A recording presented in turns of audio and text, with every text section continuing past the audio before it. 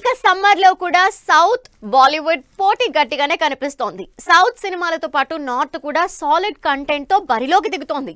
April లో pan India star Prabhas రాజా సాబ్ release అవుతోంది. అయితే ఏప్రిల్ లోనే సన్నీ డియోల్ జాక్ మూవీ కూడా రిలీజ్ కి రెడీ అవుతోంది. గదర్ 2 తో రికార్డులు బద్దలు కొట్టిన సన్నీ డియోల్ మరోసారి పవర్ఫుల్ రోల్ చేస్తున్నారు జాక్ మూవీలో.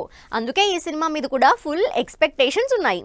ఏప్రిల్లో ప్రభాస్ సన్నీ డియోల్ పోటీ మధ్య సూర్య రెట్రో మూవీ రిలీజ్ అవ్వబోతోంది. సర్ఫిరా మూవీతో బాలీవుడ్ ఆడియన్స్ కి కూడా పరిచయమైన సూర్య రెట్రోతో ఆకట్టుకోబోతున్నారు. ఈ సమ్మర్లోనే పాన్ ఇండియా వైడ్ గా ఫుల్ క్రేజ్ సంపాదించుకున్న విజయ్ దేవరకొండ 12వ సినిమా కూడా రిలీజ్ కాబోతోంది. అంతేకాకుండా మే 1 కి రజనీకాంత్ కూలీ మూవీ థియేటర్లలోకి దిగుతోంది. ఇక కమల్ హాసన్ థగ్ లైఫ్ ని జూన్ 5న పాన్ ఇండియా వైడ్ గా రిలీజ్ చేస్తుంటే అదే నెలలో హౌస్ఫుల్ 5 ని థియేటర్లలోకి భారీ అంచనాలతో దింపుతున్నారు మేకర్స్. ఆగస్టులో మాత్రం సౌత్ కంటెంట్ కంటే బాలీవుడ్ లో మోస్ట్ అవైటింగ్ మూవీ రిలీజ్ అవుతోంది.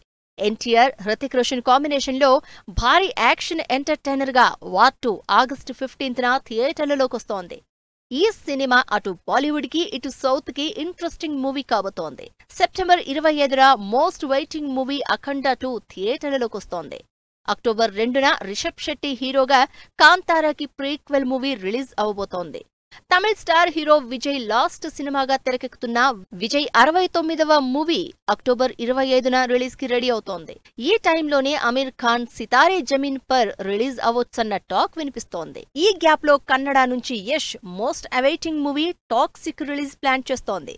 కేజీఎఫ్ తో రికార్డులు సెట్ చేసిన యష్ ఎంట్రీ ఇస్తే ఆ టైంలో బాలీవుడ్ లో సినిమా రిలీజ్ ఉండే ఛాన్స్ లేదు. అయితే ఇయర్ ఎండ్ కి మాత్రం సాలిడ్ యాక్షన్ తో అల్ఫా రాబోతోంది. ఆలియా భట్, శార్వరి లీడ్ రోల్స్ లో Yash Raj films spy action entertainers లో భాగంగా డిసెంబర్ 25న క్రిస్మస్ కి రిలీజ్ కాబోతోంది. ఇలా ఇప్పటివరకు సౌత్ కంటెంట్ తో పోలిస్తే షారుఖ్ ఈ ఇయర్ థియేటర్లోకొచ్చే ఛాన్స్ కనిపించడం లేదు. మరి సల్మాన్ ఖాన్, అమీర్ ఖాన్ తో పాటు మిగిలిన సినిమాలు సౌత్ నుంచి వచ్చే back to back solid pan India సినిమాల్ని ఎలా ఫేస్ చేస్తాయో చూడాలి.